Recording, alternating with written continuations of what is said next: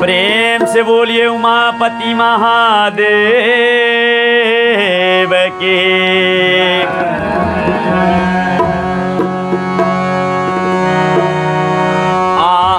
आरे कांचे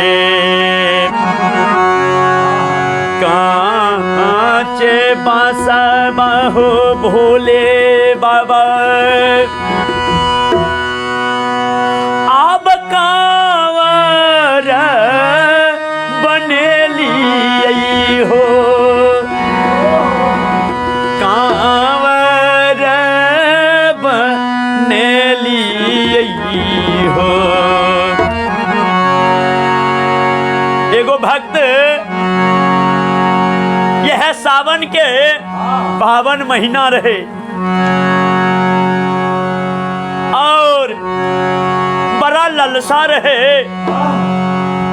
कि बाबा धाम जाके बाबा के जल चढ़ेबे और बाबा के दर्शन करके और बाबा के हम अपन दुखड़ा सुनेबे। और बाबा ये तो सबके कष्ट के हरण करे छथि, हमरो कष्ट के बाबा जरूर हरण करती। उ भक्त भोले बाबा से कहे छे, आरे कांचे बसबा हो भोले बाबा, कांवर बनेली हो, कांवर बनेली हो। आचली भेलो तोहरे आरे कांचे बसबा हो भोले बाबा, कांवर बनेली हम, कांवर बनेली हो। आचोली भेलो तोहरे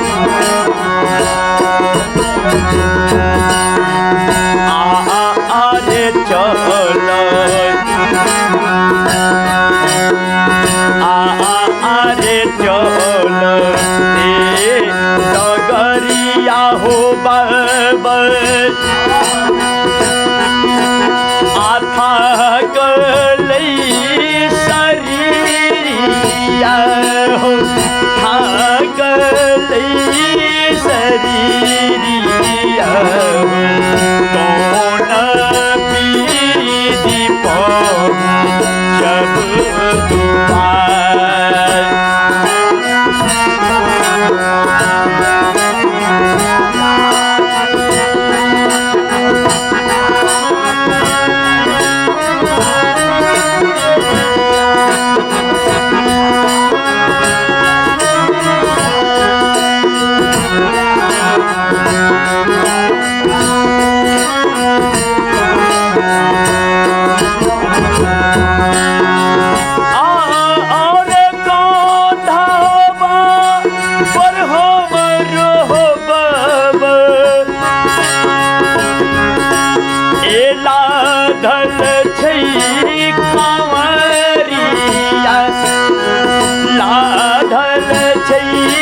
कमरिया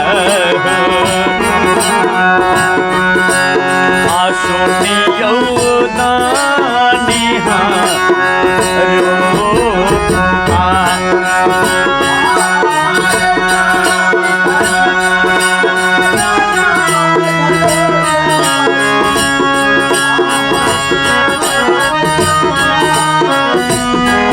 बाबा लाधल छई कांवरिया सुनियो दानी हमरो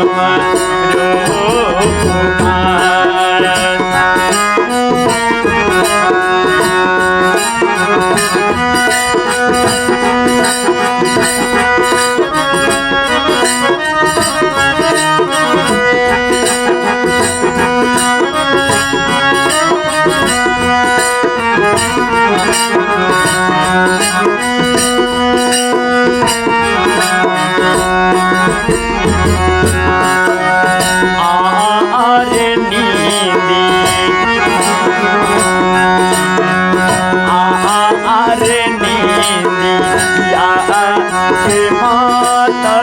भोला एता गई नहीं नयन हो ता गई नहीं नयन भक्त बाबा करे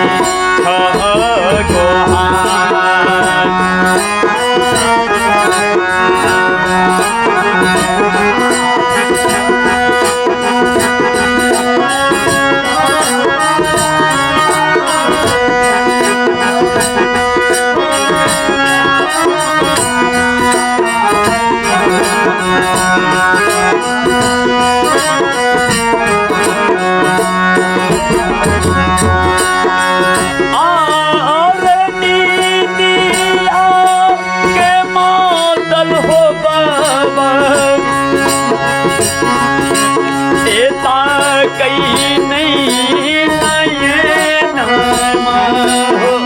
ता कई नहीं नयन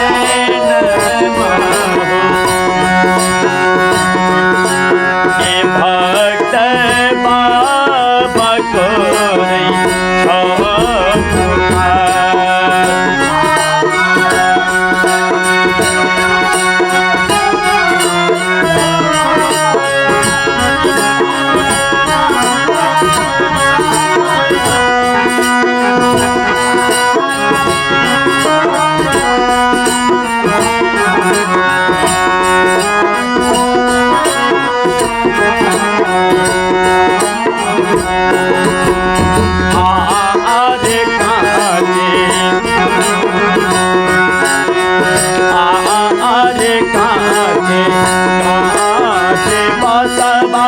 भोले बाबा कांवर बने लिए हम कांवर बने लिए ये चौली भेद तुहर चौली भेद तुहर बोलियो बाबा राघवा बोलियो दानी भज राघवा